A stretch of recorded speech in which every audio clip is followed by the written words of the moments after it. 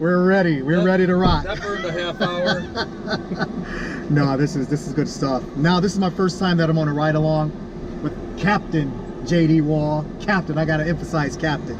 And no, I really do appreciate you being a part of this exercise project with class. It was very important for us to do this type of exercise because, as you know, the community and the police department, somehow we have a certain disconnect, and we want to somehow bridge that gap and also bring back together community policing, and that's what it's about. It's about the police officers looking after the community, and the community trusting the officers to come on the scene and take care of business to make sure that we're all safe. So I really do appreciate this perspective, because a lot of people don't see this perspective. I think it's very important that this perspective is shown. You always get the community side, but you don't get the officer side, and I think that's very important to do that. Yeah, it's going to be interesting because I'll probably narrate quite a bit as we're driving around and different things that I see when I'm on patrol. It'll probably look like my head's on a swivel, you know, when I'm always looking around. I mean, some things are common sense, but I think maybe citizenry doesn't see it to be just that simple as it is, but it's going to make complete sense. It's like there's really no science behind it. When I'm on general patrol and driving around the streets, one thing I like to do, I kind of learned it kind of early on, but I like to cruise around in my patrol area a little bit and just kind of get a lay of the land, just assess what I have going on in my area. You know, so because one thing that's going to be different is going to be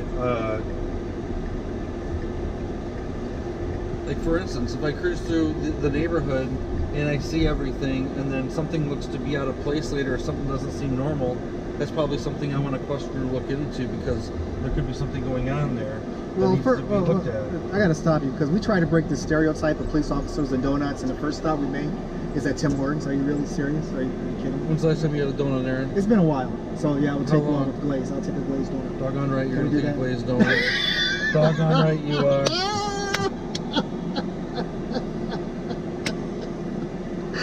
Aaron needs a glazed donut. Yeah, this is unscripted, so this is how we do things. Kayla, I'm here with Aaron Lavender, and Aaron needs the best glazed donut you got available in there. And I'll take a medium Mountain Dew in the paper cups, double cupped. No, let's go. You know what? I'll have iced tea unsweetened. You want a drink, bro? You want one back there? I would like something to drink also. My mouth is a little dry. Hold on, we're gonna pull around to the window. Hold on, we're pulling around. Yeah, this is part of the ride along. So just bear with us. We got this. What do you mean bear with us? This is important. This is important right stuff. Here. Yes, absolutely. Right.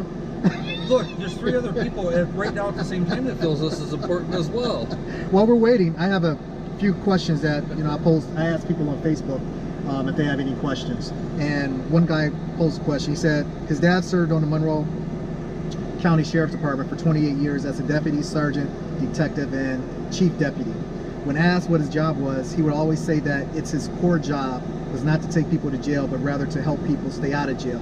Do you believe this to be true about your role? If yes, what ways do you practice this? Of course, I think it's a big role. I like that idea more so than let's go lock everybody up.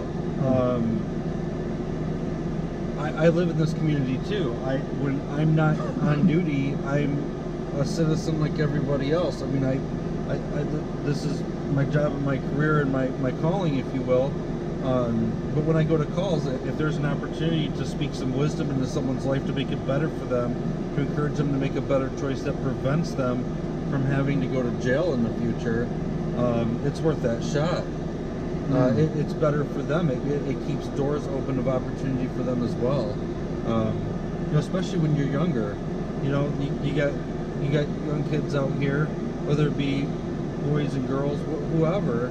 I'm just starting out. Maybe they don't have their career figured out quite yet. Maybe they're still in school.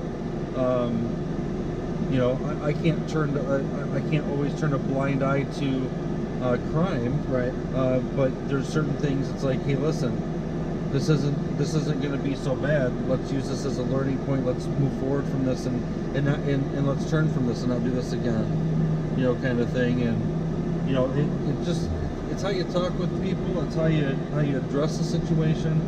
I've had many. Now I've been a cop for about 21 years now. Oh, okay. And I've seen generations now. When I first started, I dealt with kids who are now adults who have kids. Yeah. And you know, it's interesting because those initial kids who are now adults have come back to me and said, you know, I should have listened to your advice. Yep. I should have did what you were telling me to do because you were right. And it took all that time to see. I wouldn't give anyone advice for no other motivation than I hope it helps them. If I don't know an answer, I don't know it. But I always want people to do good for themselves. That's fantastic. It was the second part of their question, but I don't know if it's a question more than it is a statement. It said, with so much anti-cop rhetoric out there, I think it's important for people to know about the great work that you do. So that's always a good thing to know. Also, another person wrote, they would like to ask you, ask about the management at DHHS. What steps do they take to ensure that caseworkers don't demonstrate implicit bias when making decisions about when taking beneficiaries? Do you understand that question? I don't. DHHS is. Oh, when talking to beneficiaries. That has nothing to do with police. Nothing Oh, okay. to do with me. Okay. All right. Pretty much that's pretty much it. They say keep up the good work, and they're looking forward to seeing how this outcome turns. So obviously I have questions that I will ask later on. But, Yeah. This is good stuff. This is good stuff. I'm glad you came up with this idea. This happened during a conversation that we were having, and so far so good. I think people are learning a lot. I'm learning a lot. Stephanie's learning a lot, and this is what class was built on. Was trying to bring this vision of perspectives. I think perspectives is so important, and once we have perspective of each side, I guess we can all understand something and learn something. You know, education is always key. You know what I mean? When you get knowledge about something, Right. and maybe you're not so quick to judge. Well, right. I think when I think you'll see soon. I'm hoping this is. I'm excited because I see this every day. You guys don't. Right. And you know, it's kind of a way to basically say welcome to my world, and you're gonna see it front row. If I want, you know, you were talking earlier, you work at Ford, built Ford Tough. If I wanted to see how that process is and what you do, that's exactly what I'd do. I'd be like, hey Aaron, I want to go to work with you. I want to see what you do. I want to see the process, and that's how I learn. So Yeah, that's good stuff. Steph, you got any questions back there? You was thinking about something? Not yet. I do want to know what he's loading the question. he's loading. There's a lot of questions. I know Yeah. we're coming up there soon. She's looking. I want to know if cops get free coffee and donuts. I guess it depends on who's at the window. I guess you're about to find out, aren't you? Yeah, because I got some money in my pocket. I could put 5 on it.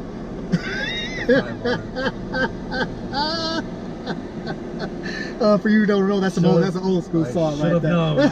Should have known. Oh, that's good stuff. Yeah, awesome.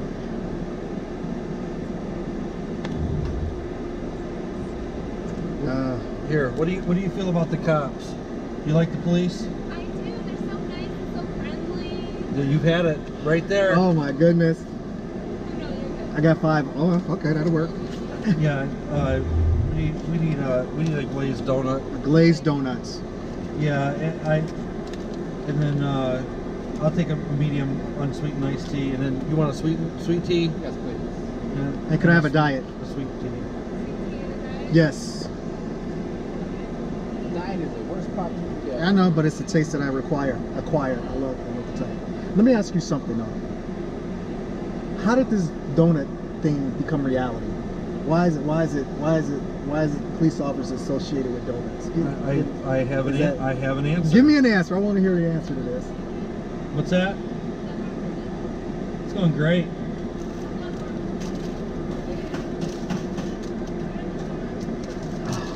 Oh yeah. Oh yeah. The best Glazed donut in the country, right here. Oh, that's what I'm talking about. He glazed it right there. Made with glazed it? love. That's made with love. Right there. Mm, To your viewers, notice who ate the first donut in this patrol car. that's right, because I'm Aaron hungry. did. That's right. Calling me out on something he's doing. Absolutely. I am hungry. Man, oh man.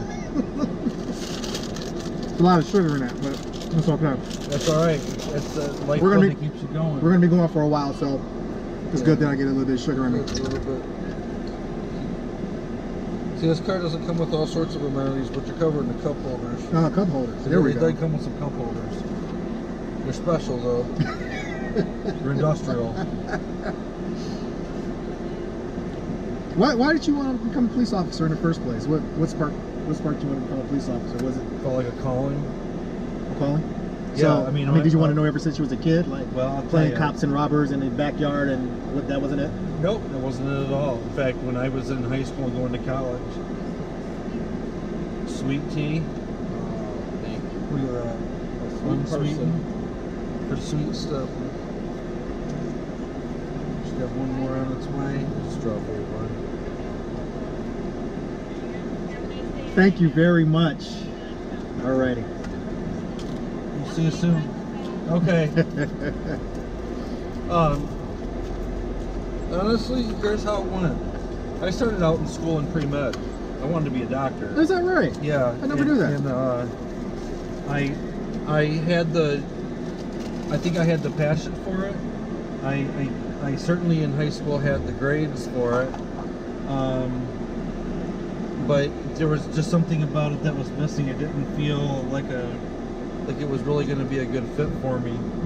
And what ended up happening was, I was 16 years old. Well, a couple times even in college, I got pulled over for speeding. You got a lead foot, huh? A little bit. But anyway, the officers were very nice, and I didn't get a ticket in any of those particular traffic stops. And it was, I just remember how, like, I felt excited to get pulled over. Like, it was like, that is just got to be so exciting. Wait a I always second. Hold looked on. up to the police. Hold on. You know that's a different situation for brothers like me, getting excited to get pulled over, right? I don't mean it like I couldn't wait to get pulled over. That's I what mean, it sounded like to me. well- you was excited. well, you need to listen better. All right, go ahead. All right, so what I'm saying, what I'm trying to get at is this. Okay. It's like there's no other thing that gets a motorist more ramped up That's true. than the cop car behind him with the lights flashing, Yeah, and no one's like in the unknown that's coming. And to me, that was a level of excitement. Not that it made me excited I was getting pulled over, more so than the whole situation seemed exciting. And it's like, man, Your blood, your heart is it's like, beating, man, I and think it's I like- want to do that. Oh, okay. Well, On the other side of it, obviously. on the other side of it. Yeah. Well, of course. No, I didn't want to make a career getting pulled over. They're very It expensive, would be right? it would be a very long expensive. career. But as it goes, you know, I then went into college and my drive wasn't there, but I ended up getting, my family went to this camp with some other people that went to the church I was attending at the time, and one of the officers on the Monroe Police Department was there at this camp.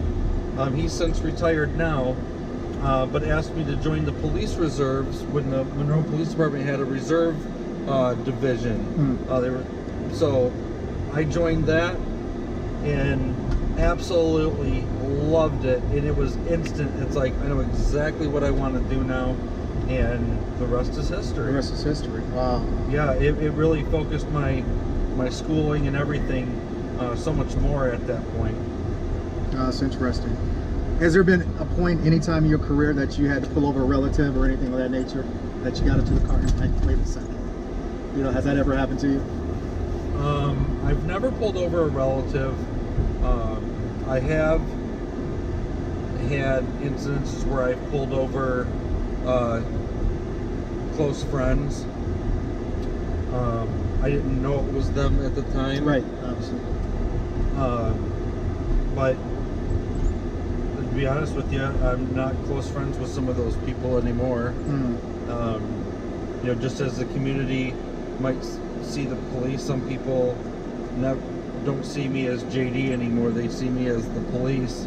Yeah. And some don't see me as the police at all and see me as JD. You know, that's another question I want to follow up with, because they can't separate the two, from the man of JD Wall to the police officer JD Wall. That's I'm sad. sure they're the same people, right? Or are they two different people? Do you take on a different persona when you become an officer? When you put that uniform on, you become somebody different, or that's just who you are?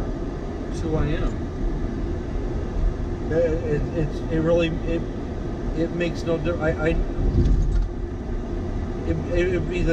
The answer to that question would be the same thing. Are you a different Aaron when you go to work Absolutely than when not. you? You're still the same person. Right. I mean, for me, I don't need to change who I am. I know who I am, and I know how to do my job, and I know what I need to do. And I always want to be better at what I do because things evolve and change in every job. You know, Ford ain't making escorts no more, right? Sure. They went on to a different vehicle. There's different things now that they're putting in these cars. They don't put carburetors on these no more. It's involved fuel injection systems. You know, it's the same thing in police work. There's some fundamentals that always remain the same. Every car needs wheels to keep it turning. Every car needs an engine to keep it going. Right. And we have that too. But I always want to improve myself and try to do different things. But I don't want to change who I am. I don't want to change my approach with people. I want people to know me for me. I don't want people to know me. It's like, oh, that's JD the cop. It's like that's not what drives me. Yeah, but What drives me is my involvement with the community. Am I making a difference? Is the things that I do on the day-to-day make a difference in my community? Absolutely. That's what drives me. And if I'm not doing that, then it's time to hang it up. wow, I love that. I love that answer, because I know a lot of, you know, you feel a lot of people will say maybe officers feel a sense of power now that they have that badge. They feel like emboldened that there might be above the law, because they have that power to be in charge. I've heard that said as well. But I can't really. I remember when I first, you know, put the uniform on and first went on patrol. I don't know that it was power that I felt more so than excitement and pride. Okay. I was excited about what I was doing. I really, in my mind, I'm doing a great thing. In my mind, Right. and still in my mind, I'm doing a great thing. Right. There's no, I don't, as far as professions and public service is concerned, I mean, I've been in the worst of situations, and I've been in the best of situations, and I see humanity on all of its levels, and I'm in the thick of that, and I'm a change agent. I love that. That's Change what it is. agent, I mean, yes. it's what it is. That's why we're doing this ride along You're right now. absolutely right. It's I don't want to change you. I'm not going to get you to think something different unless something compels you to think differently. I'm not going to cram it down your throat. You either Right. like it or you don't like it. Right. Right? Yeah. And so but I don't change me. I can be just as humorous or cranky as I want to be. I guess. Right. You know, Right. it kind of depends. I've always tried to, you know, but I'm human. That's what people don't understand. I'm a human being. I'm a husband. I've got 2 kids at home. I'm a father. You know, of all the titles I hold, you can call me captain. You can call me whatever you want. But quite honestly, Dad's the best title I hold. I love that. That's my favorite title. Yeah. You know, because that means the most. I have the most influence on 2 young men that I need to go out in this world and make a difference too. I don't care whether they're cops or they're not. They do what they want to do. They gotta do what they're passionate about. And I think that's where the people forget that these are people too. Right. I bleed. Cut my arm. I bleed. Yeah, Shoot absolutely. me. I die. Absolutely. However, though, what do you say about the situations that you see the cops are not upholding their job or holding true to the oath that they took? Something that you take personal, that you take pride in, that you see cops are not doing that. Why do you think there's so much silence that other cops aren't, good cops like yourself, speaking up against those that are not doing what they're supposed to be doing? We do. How they do? If there are officers on my department that ain't holding up their end, I do speak up about it because I'm in a position on my department to do something about it. I can't speak for other officers on other departments. Right. You know, just like this, I would like to think that all workers on my Ford vehicle, you know, tightened every bolt properly and built a quality product. Absolutely. But I know damn well that didn't happen. Absolutely. Absolutely. I mean, it's just in every profession. It's everywhere we go. And honestly, I think sometimes the lines can be a little bit skewed, where Okay. the public expects perfection out of the police, and they forget it's like I'm human and I can make mistakes. I can do something that didn't really affect you bad. It's not like I falsely arrested or something like that. Maybe I was mean or something, but I'm human. I can say I'm sorry. Do you forgive or do you not, or what? You know, what is it here? I don't know. I don't want to get. I mean, I know it's an important question. No, because those are it comes- type of up things a that we lot. gotta have. We gotta have those type of real. That's what we do at class. We talk about real situations and being honest about what's going on out there, because we can't be blind to the fact that this thing, it happens. And to have this honest conversation with someone of your stature that's a captain, I think it's important for the people to know that you do care, that it does affect you, because a lot of people feel that it doesn't affect them. That there is this type of blue wall of silence that these other officers don't care when these other officers are doing some things that they're not supposed to be doing. And what you're saying is that you do care, you do speak out when you do see it. So I think that's important for people to understand that and for people to know. Oh, for sure. I really do mean, believe that. You know, and that's the thing. I mean, you talk about like, what can I do about it? Do I stand up for that? Absolutely. I take pride in my job. I take pride in this uniform. I believe in what our department does, and how do I keep that feeling going? Is by holding officers on my department to that high standard of a good level of service. I can't tell an officer, I can't tell another guy what to think. Right. Okay, but I expect them to be professional, and I expect them to do their job to the best of their ability, Right. right? And I can't hold them to those standards. And it's all about leadership. It always starts at the top, right? It does start at the and then top. it trickle down to the rest of the officer on how you want your police department to be viewed. Sure. So I think that has a major you know, what people supposed to see is that's where it comes from, the higher office, you know. So Yeah. So when you're driving like this, what are you actually looking for when you're driving? Like Like right now, a couple different things I'm looking at. First off, I'm looking around to see what is normal here. Is everything flowing okay? Is anyone broke down? Is there any anomalies? Anything that looks out of place? Is there something that needs my attention in some way? You know, one thing is just my mere presence on this particular roadway. We've had complaints of speeding that's happened here. I mean, it's 35 miles an hour all the way into the plant, the power plant up ahead. We've had people as much as going 70, 80 miles an hour through here. So just the fact that they see a patrol car driving down here helps detour some of that. It's like, you know, the cops are out.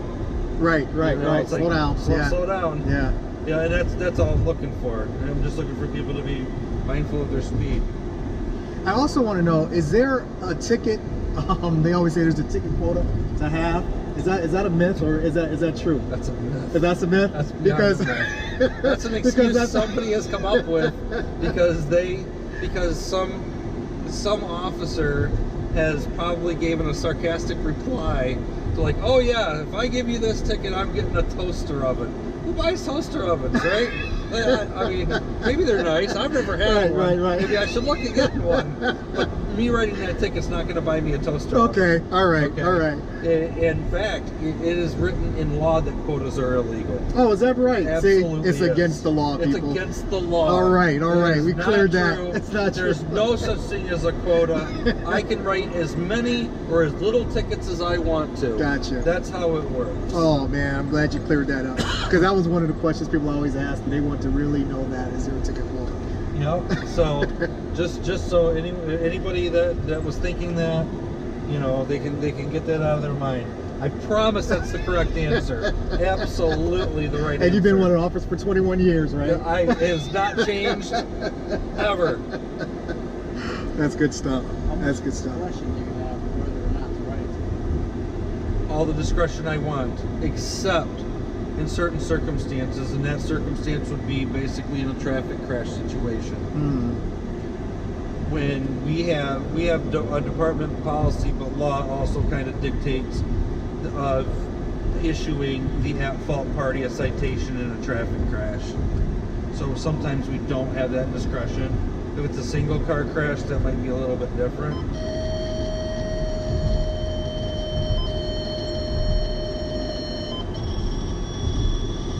There you go. That motorcycle was coming, after he passed me, flipped it up to 64 mile an hour. Although, so they have that, so it's not the, you have to sit there with the gun anymore. Right now, the way I've got it I set know up that. right now, anyone with a radar detector wouldn't know I even have it on. Because I've got it on hold. I always thought someone had to have a gun sitting on the side of the road in order to catch your speed and find out how fast you're going. No, radar works. I mean, it's directional. I mean, it's got to be. I've got an antenna though in the front and in the back of this car, so I can. Why are you drinking out of my cup? I'm not drinking out of your cup. That's your cup there, brother. Just make sure you're looking.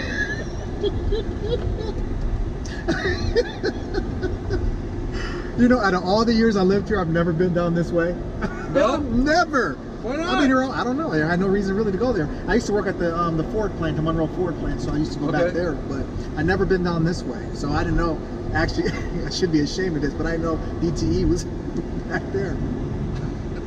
I know it was here somewhere, but I didn't know exactly in case where it everyone was. know where you get your power from. Yeah, that's where they are, right that's there. That's where it's coming from, right there. Yeah, they're going through some changes right now with the whole city. So I'm to the mayor about that. Hopefully everything turns out good for that, for the whole city. With that. I hope so. You know, Yes. we gotta work that out. Now, when it comes to the water, do the police have anything to do with that, or they have water patrol? Do you guys? Is that a jurisdiction that you No, can't control? patrolling the waterways is a task left to the sheriff's office. Oh, okay.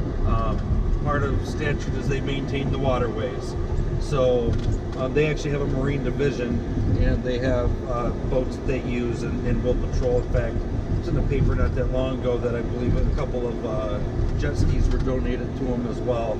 Oh, really? To help with some of their patrol efforts. It's important. I mean, we get just as many, I would say, incidences with boats, or the potential to have them with boats, as maybe not as much with cars because there's not as many boats. But it's you know, certainly, we're gonna go back over here. Certainly nice to have them out there, because if you broke down in the water, it's a long swim to shore. I have a question. Have you ever been scared when going on a call? Have you ever had fear? Yes. Oh, you have? Yeah. How did you handle that fear? You kind of got to stare fear in its face, and you got to handle your business. And it's one of them things where just, you know, This is normal. You're a human being. Obviously. I'm human. Yeah. But it's just like, you know, it's like I stand in that gap. I'm taking this risk. I have to do this. This is what I'm called to do. I have to go into this situation that I might not like to, that I might be a little bit scared to do, but I've got to put my boots on, and I got to go in. I got to do it. You got to do it. Yeah. I mean, it can be scary. I mean, we could get a call tonight. We could get, you know, shots have been fired. We got an armed robbery in progress. We've got a, you know, copy on a homicide, copy on a drive-by, you know, anything. You know, it could have any type of situation that could be scary. I mean, I've been on patrol before in a thunderstorm, and lightning has struck my patrol car. Really? Yeah, we had, this was almost like when I first started, actually. So, wow. Just, you know, all sort of just, that was scary when it happened, but I mean, it's what you do. Lightning hit your car. I mean, my goodness. Yeah, I mean, standing out having to direct traffic, or having to hold a position, playing hide and seek with a criminal that might have a gun in a building or something. Yeah. You know, it can be very scary. But have we done it? Yeah. Go. You got to go and you got to do it. You got to do your job. Being part of a police union, I'm part of a union myself when I work for Ford Motor Company. Does that change the way that you police, knowing that the union might have your back regardless of the situation? Because I know a lot of people take advantage of unions. No, that don't. It doesn't. They don't affect the way I police. Right. That just affects, benefits and pay and Right. maybe some different things with that, like internal work Policies. related policies. That really doesn't affect the way I, my calling in the community and what I'm going to do out here. Right. Okay. Because I know a lot of people in unions, they feel protected by unions regardless of what they do. I'm a vested member in our union, yet we're not allowed to. We couldn't strike. You can't strike. Oh, you can't strike. We're not allowed. I didn't know that. Well, if we go on strike, who's coming to your call? No, I agree with that. I'm just saying, Right. what's stopping officers from striking? I mean, if they didn't like something. Because we're not allowed. It's not an option. It's not an option. They will obviously fire people if they decide to walk off. You want to walk off the job and leave without, leave without permission, or whatever. I mean, then that's your business, I guess. Yeah. You must not want the job. It's interesting. Do you get other officers from out of town being part of the Monroe Police Department? Is it hard to find more officers in town, in the city, to become or want to become police officers? It's interesting because I do a lot of the hiring for our department, or I'm a part of that process. From the city itself, really not so much, but if I keep it to Monroe County, I do a lot better. What's interesting about Monroe as far as hiring is concerned, we're down in this lower corner and separated by the lake in Ohio, and Ohio officers can't just come up into Michigan and be a cop. There's a whole process they have to go through, time and money and everything else that they might have to invest in order to become an officer on this department or on any police department in Michigan. Right. With that, it's nice that officers have a family support structure. They not all of them do. Some of them, families live in the outskirts of town or in different locations, but people who were born and raised here tend to have a need to want to stay here a little bit more, right. and this is where they want to be. There's something to be said about policing your hometown. Absolutely. Yeah, that was another question I was going to ask. How important is diversity to a police force? A police force should always be diverse to reflect its community. Absolutely. Always. And we make every attempt and stride to do just that. But it's just a matter. It's who wants the job, who wants to stay, who wants to go into different opportunities. Yeah. I mean, quite honestly, if you strictly talked about pay and benefits, I think they're pretty competitive. Yeah, that's what I was going to ask. Is it competitive? Yeah, it's pretty competitive. Okay.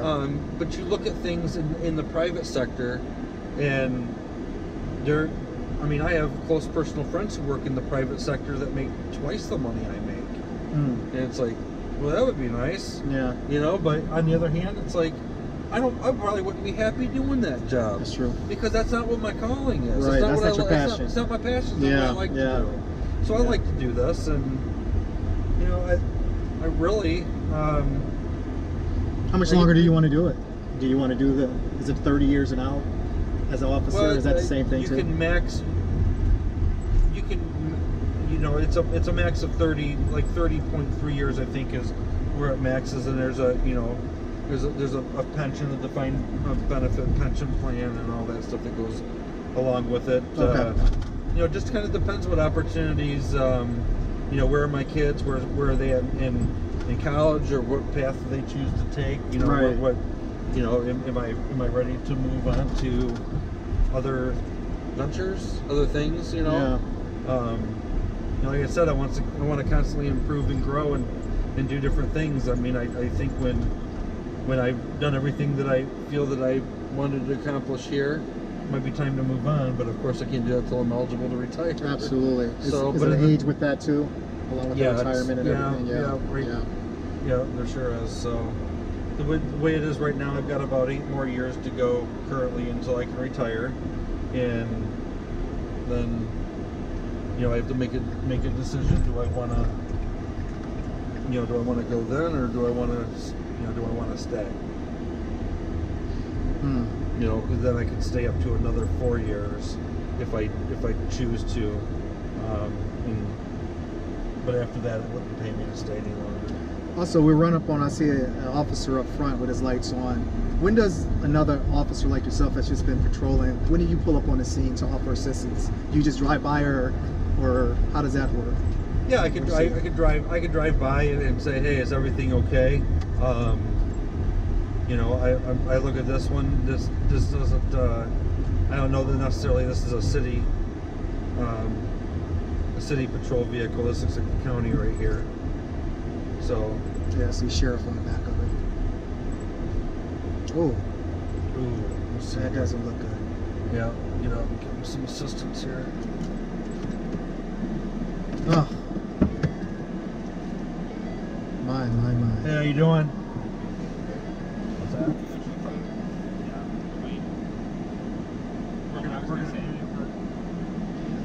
Ladies and gentlemen, we run up on a bad situation here.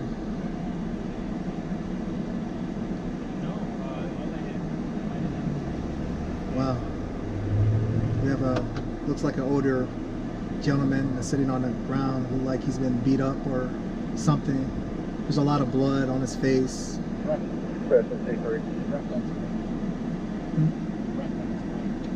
Oh, he wrecked on his bike. Oh, I see. Well, he looks really bad. We have the county unit here at Kentucky. And a report, somebody said injured from the bike crash, looks like. Clear, sir. Fire rescue's en route, sir. Looks like he's gonna need an ambulance. Clear, thank you. Looks pretty bad. There's 4 officers on the scene, 3 sheriffs, 1 city cop. The guy that we're with, JD Wall. This type of thing that we want to look at looks pretty bad. His shirt is, his shoulder is full of blood. His eye is really looking bad. So it's this is what we want to see. This is the type of thing that we were talking about when we pull up. So it's really interesting.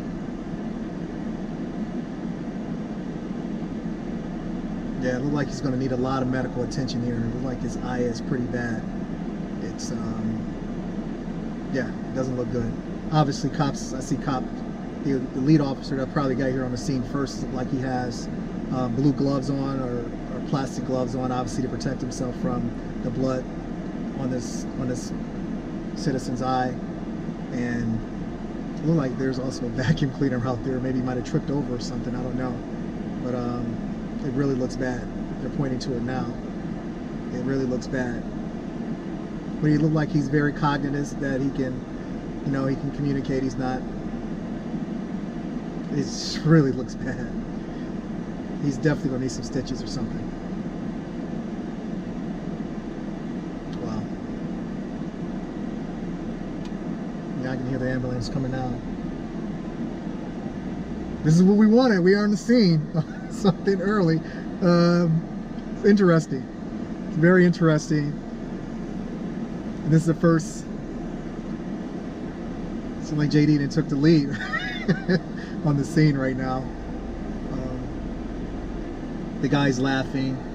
Oh, there's a fire truck that just showed up behind us. So yeah, it's. I don't know.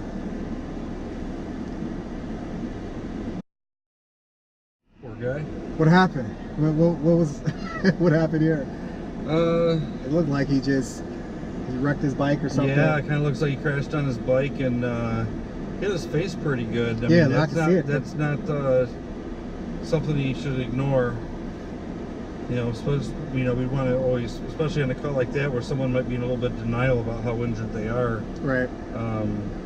We're not doctors, clearly.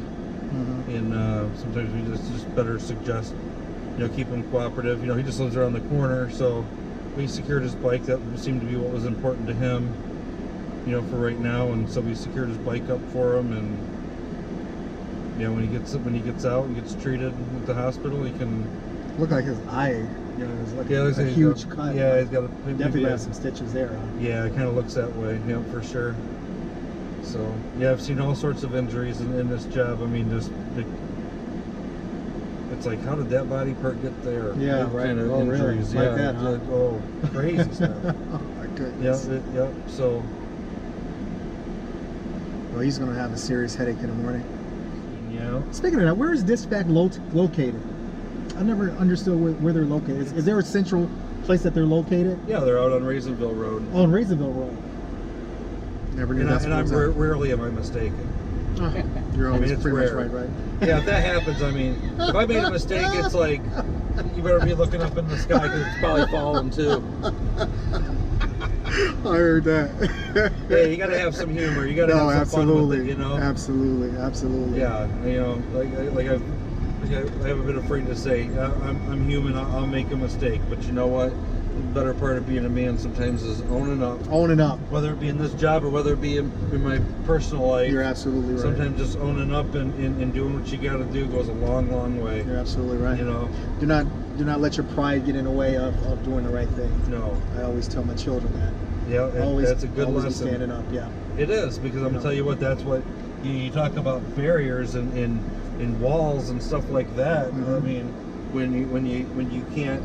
when you never can do the right thing and you want to lay blame and things like that, that just becomes a character flaw. I think.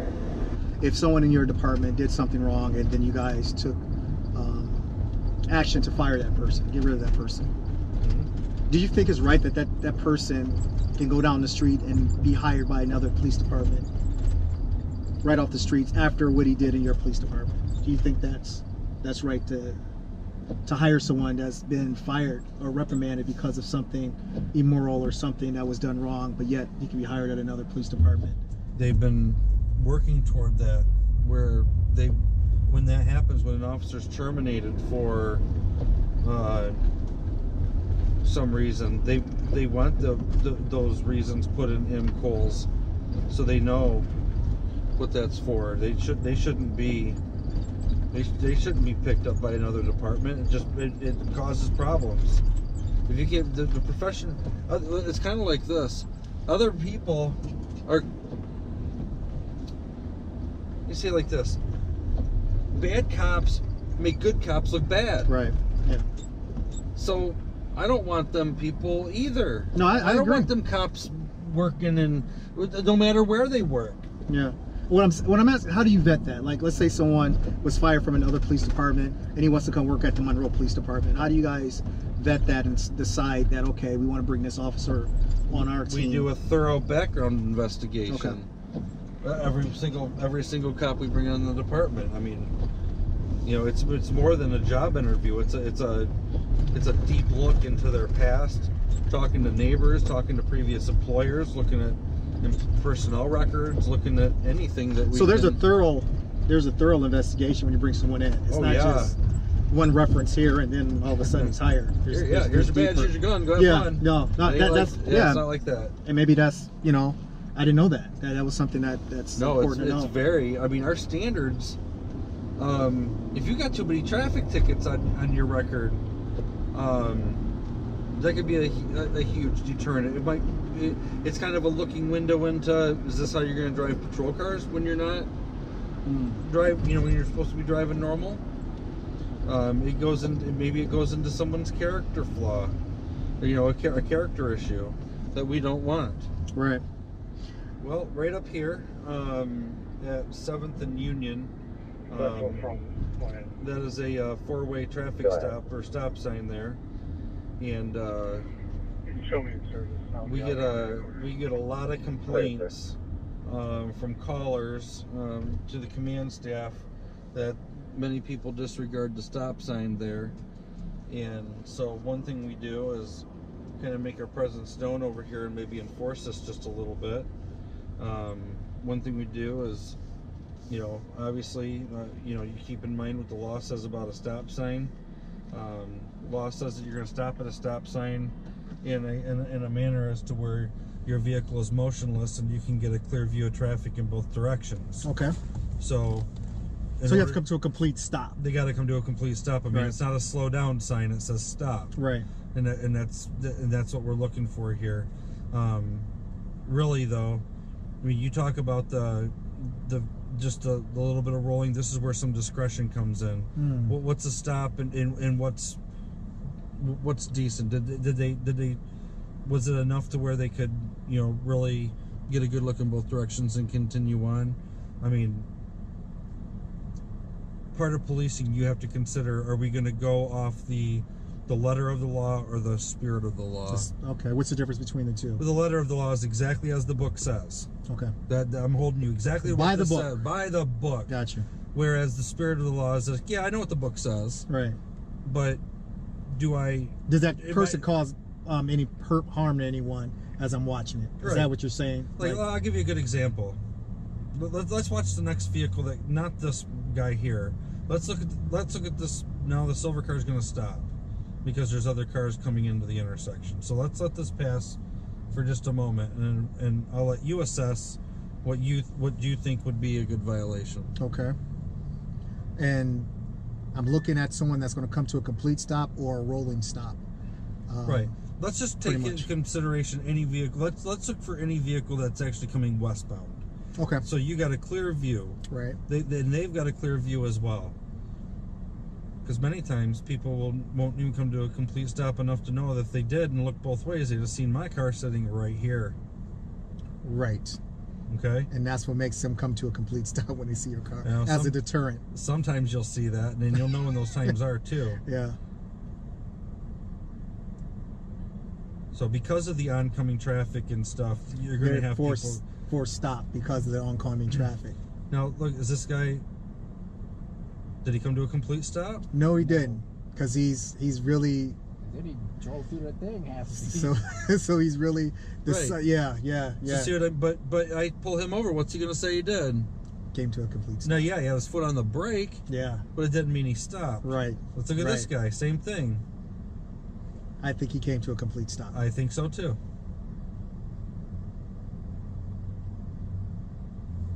Just look at their wheels. Yeah. Look at their wheels. Do those ever stop? Does the spoke spokes stop? ever stop? I see what you're saying. Okay, that makes a lot of sense. No, that no. makes See a lot of that sense. now to stop them for that would be the letter of the law. You know, I mean, did they?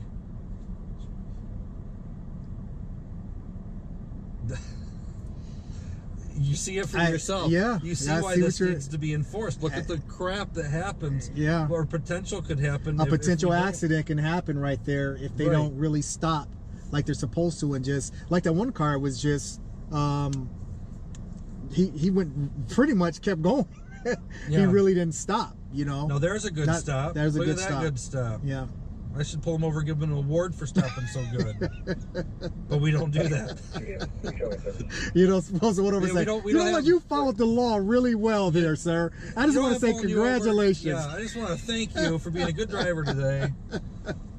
Right. That's a good community piece. I think I don't mind pointing out the good things that drivers do, even when they make an infraction on something else. You know, it's like, hey, whatever. You never know what it is. Right. It's like, although you were speeding, you really kept it nice and straight in your lane. You know? You know, here's another thing I always say. Because some people created this falsehood of Look at that one. the fast lane, right? When you're on the highway. And they get right behind you, even though you're doing the speed limit, and they blink their lights and flash their lights like to move over, but you are, it's like an unspoken rule that this is the fast lane, the Right. far left, right? Still, that's still against the law to try the speed. But is there an unwritten rule that lane exists, or is that just some imaginary thing? Because everybody does it. Yeah, that's imaginary. All 3 lanes on I-75, each the speed limit in each. There you go. There's one. All right. Was that a good? No, was that a violation? Or That was a what? violation. Violation. No question about it, was there? No. Here we go on our first stop. Should be very interesting. Call to 3 Adam. Sir, earlier C3 was out with fire in Medic MCA at 630 Kentucky. They've all cleared. Now MCA is asking for an officer to return. They are secure, but they want an officer there again, please.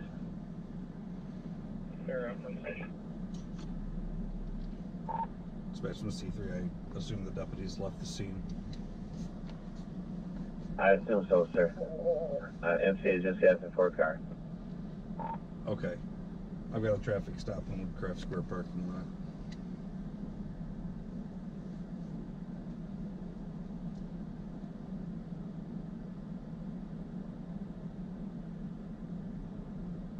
Go to your stop.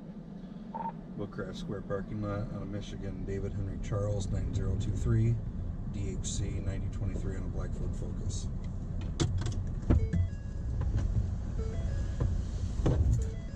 Clear. Dispatch received. All right, we actually pulled someone over for a violation that was clear violation, and we're going to see if this person wants to participate in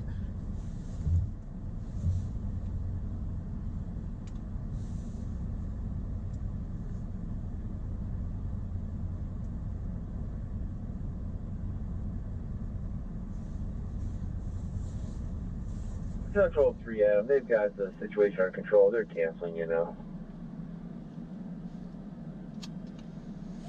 Graham's clear. I'll swing by to make sure they get on their way safely. Okay, Claire, I just took you out the call so I can put you back on if you want me to. I haven't even logged on yet. I'll pick her. I just logged up. Clear.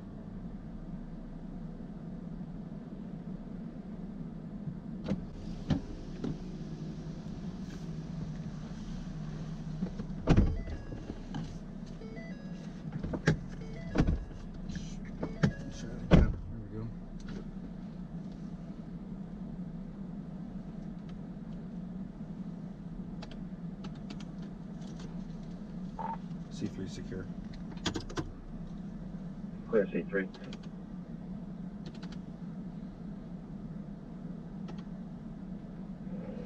Central to us. Right to it. Sir, you can show me service and show me around to Greenwood Apartments on follow-up.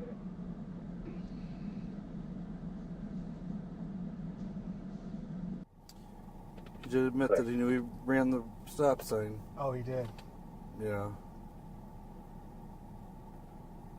I told him that's what I stopped him for. I don't ask people, do you know why I stopped you? I tell them why I stopped you.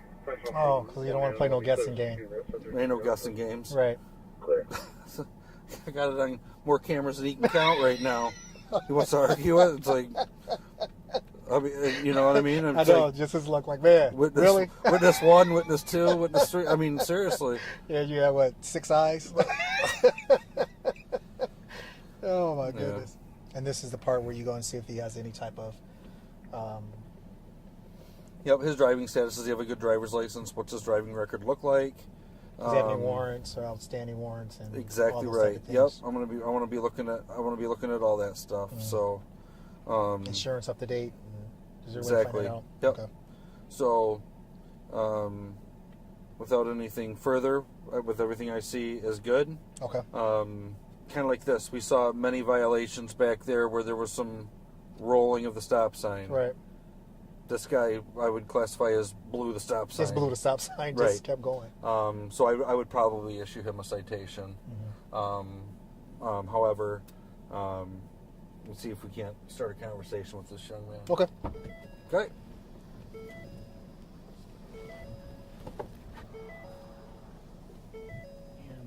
Hey, Brett. I'll get a microphone to you. What do you call you gotta do a better job of stopping at stop signs than that. No doubt. I'm sorry. No problem. Hey, listen, I'm not going to write you a ticket, okay? One reason why I'm out here tonight is this. With me inside my patrol vehicle are 2 members from the Class Gray Incorporated, which is a community organization. They talk about community issues and breaking down bias and stuff like that. You're under zero obligation to do so, but they would have a couple of questions that they might like to ask you, not affiliated with me at this point. Would you be willing to talk with them for a few minutes? I'm out on Greenwood. They're in your car? They're in my police car Clear. with a camera and a microphone.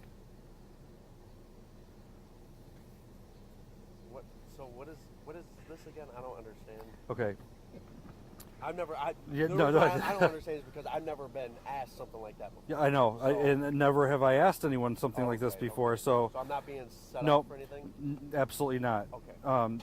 There, as far as I'm concerned, there's no more enforcement action going to happen with this. Okay. You know not to run the stop signs. Yes. As far as I'm concerned, this traffic stop is done. Okay. It's like, hey, Aaron, come here. No, Jay, I'm good to go. Yep, thank you. This is Aaron Lavender. He's with the Class Gray Incorporated. He's coming up your driver's side here. Hey, how you doing, Hey, man? good. How are you? Aaron Lavender. Can I step out? Yeah, absolutely. Hey, hold on a minute before you get the camera out. I knew you look familiar, dude. I see you all the time. Do ya? Yeah, I work at the patrol office. So. Special 2, David. We are the trooper, 6 of Monroe. I'm the drug tech. So. Okay. Anyway, I was trying to explain to him, and I'm sitting here stepping on my own tongue here for some reason. I'm gonna roll my windows up real quick. Yeah. So.